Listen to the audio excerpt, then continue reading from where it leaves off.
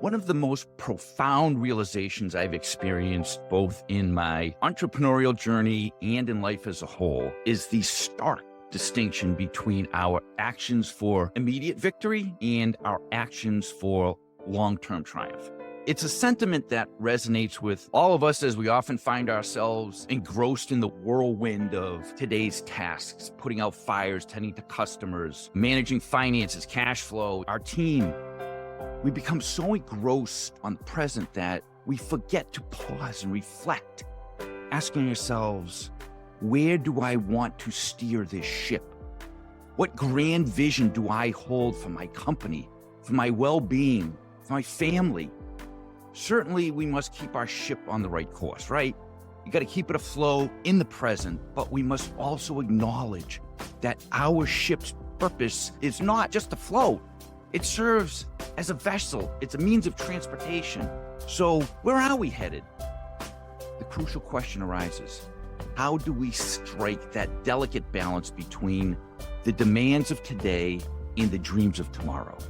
So recently, I had the pleasure of immersing myself in the wisdom shared by Lee Benson in his groundbreaking book, Your Most Important Number. Great book. Gotta read it. It was released in 2002, and among its many concepts, Benson introduces the thought of eating and dreaming.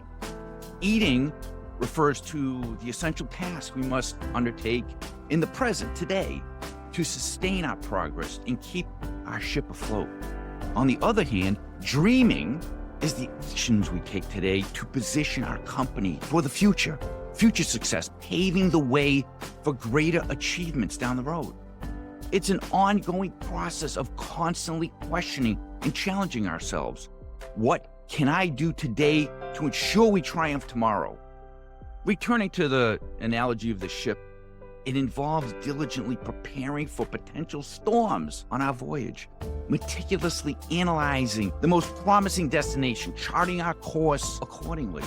Now, Lee's visionary approach suggests that CEOs should allocate 80% of their time to dreaming and shaping the future and 20% dedicated to our immediate day-to-day activities. While this ratio is lofty and, quite frankly, I think obsessive for smaller companies that don't have the resources, the message remains solid. We must carve out meaningful moments to look into the future. It's crucial to envision the remarkable future we desire for our companies, for our lives. While I may not agree with every aspect presented by Benson in his book, the realm of building our companies, there is not a single approach that's going to fit every one of our circumstances. Every business, every industry is different and unique. But here is an undeniable fact. Tomorrow will undoubtedly differ from today. And to truly triumph, we must continually ask ourselves, how can we construct a bridge connecting the present today to the future? What stepping stones can we lay to facilitate the evolution of our dream? Reflecting on this, I realize that the majority of my day, my week, my month has been consumed by short-term tasks like fighting fires. It's time to reevaluate.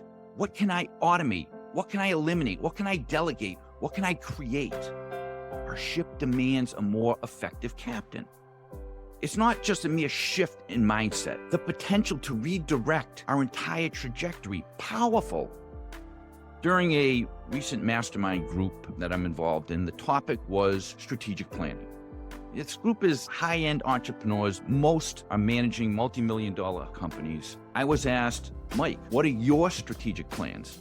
So initially, I discussed the new products and services I intend to introduce this year and their impact on revenue, profitability, impact on my team. However, it was the response that followed that left me in awe. One of the guys said, Mike, that's admirable, but I wasn't referring to short-term strategy. Where will your revenue come from in 5 years? I was like, wow. In that moment, I realized I'm thinking too small. Now, this isn't a critique of my current work, my existing systems, my team. They're excellent for the present.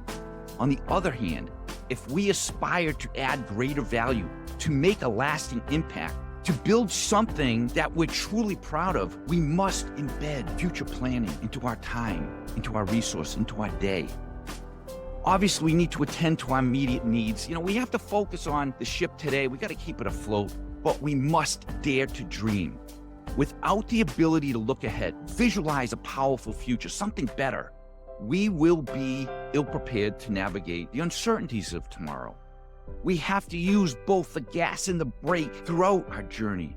The balance between the two, the present and the future, requires continuous attention and examination.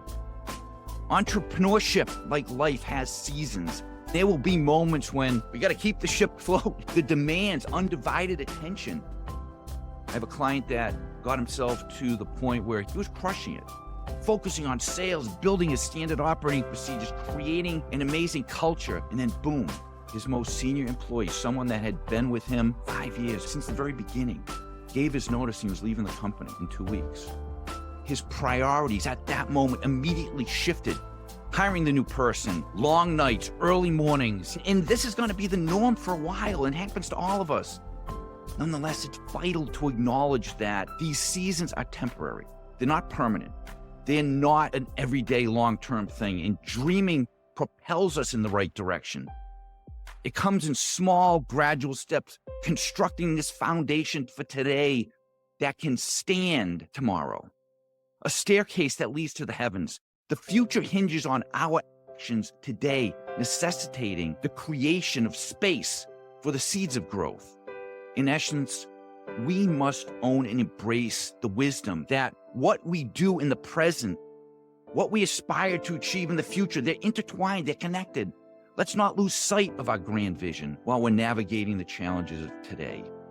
By finding the perfect harmony between the demands of the present and the dreams of tomorrow, we can steer our ship toward unparalleled success, both in the entrepreneurial endeavors, our journey, and in the umbrella of life itself. We must be that amazing captain, chart that amazing course, steer our ship toward the next port of call. This is the journey of entrepreneurship.